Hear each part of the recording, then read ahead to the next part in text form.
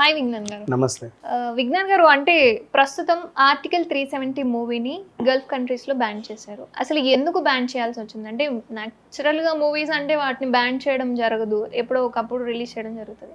అసలు ఆర్టికల్ 370 ఏంటి, ఎందుకు బ్యాన్ చేయాల్సిన పరిస్థితి వచ్చింది?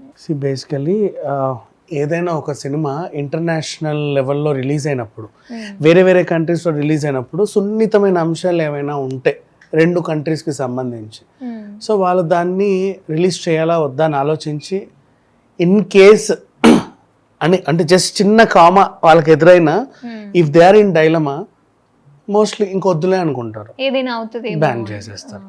సేమ్ ఇప్పుడు ఫర్ ఎగ్జాంపుల్ నీకు ఒక మంచి ఎగ్జాంపుల్ చెప్పాలంటే RRR సినిమా ఉంది.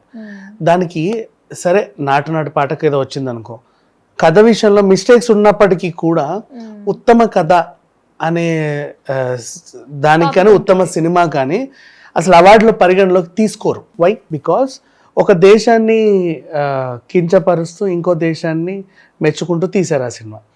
అంటే చాలా సున్నితమైన సినిమా. ఇప్పుడు అదే కనుక వాళ్ళు అవార్డు ఇచ్చిన, అట్లీస్ట్ అవార్డ్ ఫంక్షన్స్లకి ఎంట్రీ ఇచ్చిన, లేదా వాళ్ళ దేశంలో వాళ్ళు రిలీజ్కి ఒప్పుకున్నా, అఫ్కోర్స్ జపాన్లో రిలీజ్ అయ్యి హిట్ అయింది తర్వాత సంగతి, కానీ సమ్ కంట్రీస్ వాళ్ళకి ఏమనిపిస్తుంది, ఇప్పుడు ఫర్ ఎగ్జాంపుల్ ఆస్కార్ని బ్రిటన్ బ్యాన్ చేసేస్తుంది. మమ్మల్ని ఇలా చూపిస్తారా, ఆ సినిమాకి అవార్డు ఇస్తారా అని. అండ్ ఆ ఆస్కార్ ఎందులో అయితే ఛానల్స్లో వస్తుందో, గుడ్ మార్నింగ్ అమెరికా షో కానీ ఆ ఛానల్, అవన్నీ కూడా ఈ కంట్రీలో ఆ ఛానల్ని శాటిలైట్ని బ్లాక్ చేసేస్తుంది. ఇట్లా కటిఫ్ సిచ్యువేషన్. ట్రూ, అందుకని చెప్పేసి అట్లా ఉంటుంది, సున్నితమైన అంశాలు అవి. సో ఇప్పుడు ఇక్కడ ఆర్టికల్ 370 విషయానికి వచ్చిన, గల్ఫ్ కంట్రీకి ఈ ఆర్టికల్ 370 ఏంటో మళ్ళీ మాట్లాడుకుందాం. గల్ఫ్ కంట్రీకి అటు పాకిస్తాన్తో సంబంధాలు కావాలి, ఇటు ఇండియాతోనూ సంబంధాలు కావాలి. సో వాళ్ళు ఏం చేస్తారంటే ఇన్ కేస్ ఎందుకు అనే సిచ్యువేషన్ ఉన్నప్పుడు బ్యాన్ చేద్దాం, వై టు రిలీజ్, తర్వాత రిస్క్ ఎందుకు అని. ఇప్పుడు ఆర్టికల్ 370 గురించి మాట్లాడుకుంటే, ఆర్టికల్ 370 అండ్ ఆర్టికల్ 35A ఇవేవైతే ఉన్నాయో, మనకి స్వతంత్రం వచ్చిన తర్వాత భారత రాజ్యాంగం ఏదో రాసుకున్నాం ఆనందంగా, అన్ని రాష్ట్రాలు ఇదే ఫాలో అవ్వాలి అని ఉంది. ప్రతి రాష్ట్రానికి వర్తిస్తుంది. అంటే రాష్ట్రంలో కొన్ని అంశాలపైన సెంట్రల్కి ఉండే హక్కులు ఎలా ఉంటాయి, ఇన్ కేసు వీరేమైనా పాటించకపోతే లైక్ రాష్ట్రపతి పాలన విధించే హక్కు కూడా సెంట్రల్కి ఉంటుంది. అట్లాంటి వాటికి అగ్రీ చేస్తా అంటే సెంట్రల్ కంట్రోల్లో స్టేట్ నడవాలి అని కొన్ని రూల్స్ అండ్ రెగ్యులేషన్స్ ఉంటాయి. అఫ్ కోర్స్ సెంట్రల్ అనుమతి లేకుండా కూడా స్టేట్ నడిచేవి కూడా కొన్ని ఉంటాయి వాళ్ళకి, వాట్ ఎవర్ వాళ్ళే కొన్ని ఉంటాయి. సో ఇట్లాంటివి ఉన్నప్పుడు అన్ని రాష్ట్రాలు ఇది ఫాలో అవ్వాలి, అన్ని యూనియన్ టెరిటరీస్ ఇది ఫాలో అవ్వాలి అని ఒక రాజ్యాంగం, ఒక బుక్ రిలీజ్ చేస్తే, జమ్మూ అండ్ కాశ్మీర్ వాళ్ళు మాత్రం no, we don't agree for that, మాకంటూ మేము సపరేట్ నియమ నిబంధనలు రాసుకుంటాము, మీరు ఫాలో అవ్వం. అప్పుడు నెహ్రూ గారు ఉన్న టైంలో సర్లే ఏదోలాగా చావండి, మీకు నచ్చింది మీరు చేసుకోండి అని చెప్పేసి వాళ్ళని వదిలేశారు. అప్పుడు వాళ్ళు ఏం చేశారంటే 2 జెండాలు ఉంటాయి వాళ్ళకి. ఇప్పుడు మనకి ఫ్లాగ్ హోస్టింగ్ అప్పుడు ఒక జెండా ఉన్నప్పుడు వాళ్ళకి ఇంకో రెడ్ కలర్ జెండా ఉంటుంది. కార్లలో బండ్లలో కూడా 2 జెండాలు ఉంటాయి. వాళ్ళ భవనాల పైన 2 జెండాలు ఉంటాయి. అండ్ మన జాతీయ జెండాని కానీ జాతీయ గీతాన్ని కానీ మిగతా రాష్ట్రాల్లో ఎవరైనా సరే సరిగ్గా అవమానించిన ఏమన్నా శిక్షార్హులు. జమ్మూ అండ్ కాశ్మీర్లో అది లేదు. నువ్వు ఆ జెండాను తీసి అక్కడ పడేసి కాల్చినా నిన్ను ఎవరేమంటారు, జాతీయ గీతం వచ్చేటప్పుడు నువ్వు నీ పని చూసుకుంటూ పాటలు పాడుకుంటూ ఫోన్ మాట్లాడుకుంటా నిన్ను ఎవరేమంటారు. సో వాళ్ళకి ఆ నియమ నిబంధనలు వర్తించవు, వాళ్ళే రాసుకున్నారు. ఇకపోతే వాళ్ళ రూల్స్ అండ్ రెగ్యులేషన్స్లో వాళ్ళు ఏం రాసుకున్నారు అంటే, ఇక్కడున్న గవర్నమెంట్ జాబ్స్ అన్నీ కూడా జమ్మూ కాశ్మీర్ వాళ్ళే చేస్తారు. మిగతా స్టేట్స్లో ఏంటంటే, ఇప్పుడు మన దగ్గర పక్క రాష్ట్రం వాడు వచ్చి కూడా ఇక్కడ మనం గవర్నమెంట్ జాబ్ అప్లై చేయొచ్చు, హీ కెన్, కానీ అక్కడ మాత్రం అలా లేదు. వాళ్ళ గవర్నమెంట్ జాబులు వాళ్ళే తెచ్చుకుంటారు. అండ్ అక్కడ ల్యాండ్ వాళ్ళే కొనుక్కోవాలి, రేట్ ఎంత ఉన్నా. బయట నుంచి ఎవరైనా వచ్చి అక్కడ ల్యాండ్ కొనడానికి లేదు, వ్యాపారం చేయడానికి లేదు, అండ్ ఉద్యోగం చేయడానికి లేదు, ఏమీ లేదు, జీరో. అక్కడ వాళ్ళే అన్నీ చేసుకోవాలి, ఉండకూడదు.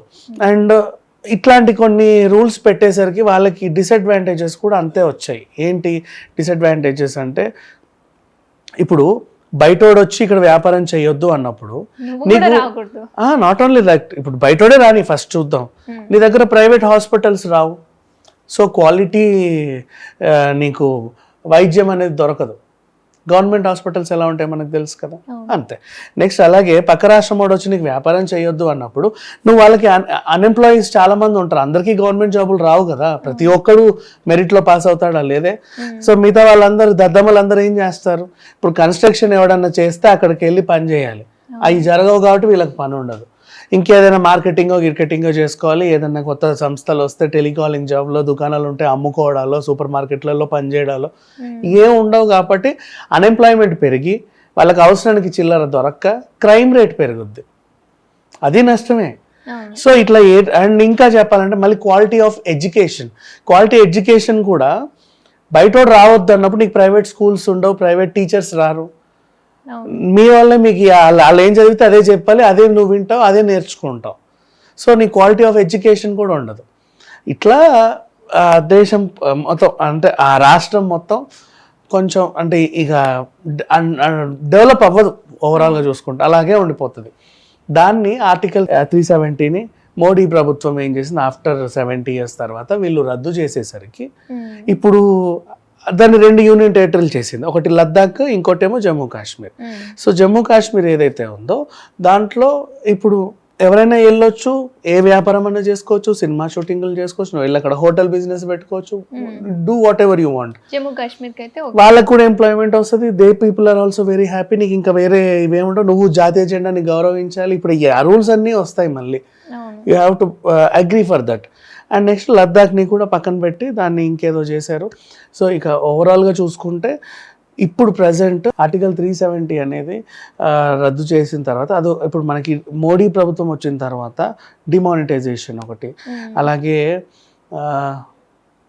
కొన్ని అంటే మనం ఇంతకుముందు ఎప్పుడు చూడనటువంటివి డిఫరెంట్ చూసాం, అవన్నీ కొత్తవన్నీ చూసాం. ఇప్పుడు అండ్ మన రామ్ మందిరం కూడా ఇప్పుడే అయింది, అండ్ ఆర్టికల్ 370 కూడా ఇప్పుడే రద్దు అయింది. ఇట్లా కొన్ని సెన్సేషనల్ డెసిషన్స్ అన్ని తీసుకున్నాడు. అవన్నీ కూడా ఎప్పుడైనా సినిమాలా మలిచి చూపించాలనుకున్నప్పుడు దీన్ని వీళ్ళు నీట్గా చూపించుకోవచ్చు. ఎందుకంటే ఇప్పుడు కాశ్మీర్ ఫైల్స్ ఉంది, మాకేదో ఉపయోగపడుతుంది అని వాళ్ళకి అనిపించినప్పుడు దాన్ని పుష్ చేశారు. సో ఈ 40 కోట్లు కూడా రావు ఏమో అనుకున్నటువంటి సినిమా 400 కోట్లు వచ్చాయి. సేమ్ మొన్న కేరళ స్టోరీ కూడా ఎవరో బ్యాన్ గీన్ అది అనేసరికి తొంగి చూసారు చాలా మంది. 5 కోట్ల సినిమా 304 కోట్లు వసూలు చేసింది. ఇప్పుడు ఇది కూడా ఆర్టికల్ 370 వేరే కంట్రీస్ దీన్ని బ్యాన్ చేస్తున్నాయని చెప్పగానే ఇక్కడ దానికి డిమాండ్ పెరుగుతుంది, ఏదో ఉంది దీంట్లో ఖచ్చితంగా అలా ఉంటేనే కదా చూడాలనిపిస్తుంది సంథింగ్. సో అది పబ్లిసిటీ కూడా బాగా పనికొచ్చి ఇప్పుడు నిన్నగాక మొన్న 35-36 CR వాళ్ళు కలెక్ట్ చేశారు. అండ్ ఇంకా పెరుగుతున్నాయి కలెక్షన్స్. అండ్ సైలెంట్ గా హిట్ కొట్టింది సినిమా. నాకు తెలిసి లాంగ్ రన్ లో ఇది ఒక 300 CR ఈజీగా వస్తాయి. మనం ఏదన్నా ఇది చెయ్యొద్దు అనుకుంటుంది. కేరళ స్టోరీకి 304 కోట్లు అమ్మాయి, అందరూ బ్యాన్ చేసి చూడొద్దు అంటే వెళ్ళి చూసారు. మరి ఇప్పుడు ఇది అంతే, దీంట్లో ఏదో ఉంది బ్యాన్ చేస్తున్నారంటే మేము. అండ్ ఈవెన్ యాక్టింగ్ పరంగా చూసుకున్న Yami Gautam Priyamani they did the very good job. And బాగా తీశారు కూడా, చూపించడం బాగా చూపించారు, తీసాడు. అంటే డైరెక్షన్ కూడా బాగుంది, స్క్రీన్ ప్లే కూడా ఆసక్తికరంగా ఉంది, ఏదో నేర్చుకునే అంశం ఉంది. ఇప్పుడు పిల్లలందరికీ తల్లిదండ్రులు చూపిస్తారు, ఎందుకంటే వాళ్ళ ఆర్టికల్ 370 గురించి బుక్లలో చదువుకుంటారు ఏదో జరిగింది అని. దాని బదులు సినిమా చూపిస్తే నీట్గా అర్థం అవుతుంది వాడికి. ఇట్స్ అన్ ఎడ్యుకేషనల్ పరంగా కూడా అది ఉపయోగపడుతుంది. చాలా స్కూల్స్ ఎగ్జాక్ట్లీ చాలా స్కూల్స్ కూడా వీళ్ళు పని కట్టుకొని టికెట్లు తీసుకొని మరి పిల్లలకు చూపిస్తున్నారు. సో అట్లా హిట్ అయిపోయింది సినిమా ఆల్మోస్ట్. ఏదో తెలియదు, సైలెంట్గా వచ్చింది, సైలెంట్గా హిట్ కొట్టింది. ఇంకా దీని ప్రపంచం కొనసాగుతుంది. నెక్స్ట్ మళ్ళీ ఓటీటీకి వచ్చినప్పుడు కూడా ఇప్పుడు ఏ దేశాల్లో అయితే బ్యాన్ అయిందో అక్కడ వాళ్ళు తొంగి చూస్తారు మళ్ళీ ఓటీటీలో, 4 గోడల మధ్య ఏమీ తెలియనట్టు ఉంటారు అన్ని చూసి. మా దేశాల్లో మొత్తం బ్యాన్ చేశారు, అసలు ఇందులో ఏముంది అని. అది సంగతి. ధన్యవాదాలు. Thank you so much.